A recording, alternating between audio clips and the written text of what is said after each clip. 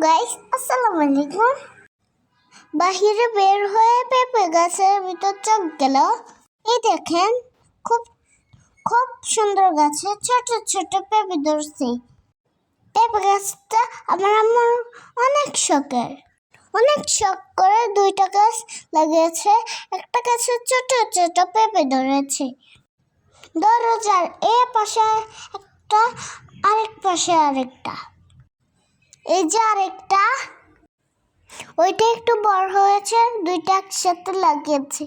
এই ছাড়া আমার আরো গাছ লেগেছে। আমার আম্মু ছাড়ে গাছ লাগাইতে আমার আম্মু অনেক পছন্দ করে। এই যে ছোট একটা মরিচ গাছ, এটাও কিন্তু আমার আম্মু লেগেছে। এখন তো আমি হাঁটতে যাচ্ছি।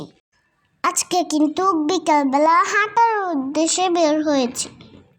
এই দেখেন পুকুর পাড়ে পুকুর দেখে আমার মনে পড়ছে, কালকে একটা বাচ্চা আমার নানুর বাড়ির পুকুরে পড়ে মারা গেছে। আমার বড় কষ্ট লাগছে। পুকুরগুলো বেশি ভালো না, খুবই খারাপ। যে বাচ্চাটা মারা গেছে ওই বাচ্চাটা আমার সমান। সবাই বাচ্চাটার জন্য দোয়া করবেন, আল্লাহ যেন ব্যস্ত নসিব করে। পুকুর পাড়ে দাঁড়ায় বাচ্চাটার কথা আমার আম্মুকে জিজ্ঞেস করতেছি। আর আমার আম্মু আমাকে ভালো মতো নিষেধ করছে, কোথাও যেন পুকুর পাড়ে একা একা না যাই। একটু সামনে হেঁটে যেয়ে দেখি একটা গুড়ি পড়ে আছে। গুড়িটা আমি হাতে নিলাম। গুড়িটা আমি হাতে নিয়ে একটু উড়ালাম। গুড়ি উড়াতে বেশ ভালো লাগে। গুড়িটা যেহেতু আমার না, তার জন্য আমি নিতে পারবো না, তাই জায়গায় রেখে দিলাম।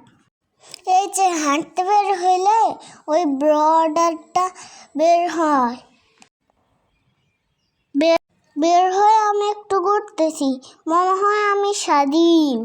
আগে মাঠের চতুর্পাশে চাল ছিল না। আগে এখানে আমরা খেলতে আসতাম। তো চলে যাচ্ছে একটা বাড়ির ভিতরে। আর এ বাড়িতে কেন যাচ্ছি জানেন? আমার আম্মু ভীষণ অসুস্থ, শরীরটা তেমন ভালো না। আমাকে পড়াতে সময় দিতে পারে না। তার জন্য আমার পাপা বলছে আমাকে পড়ানোর জন্য একজন টিউশন মাস্টার দেখতে, যেন আমাকে পড়াতে পারে আর আমার আম্মু নিয়ে বসতে না হয়। এজন্যই আজকে বের হয়েছি। গোড়া হলো আর একজন টিউশন মাস্টারও দেখা হলো। আমি উপরের দিকে কেন তাকিয়ে আছি জানেন? একটা বিশাল বড় জামরুল গাছ।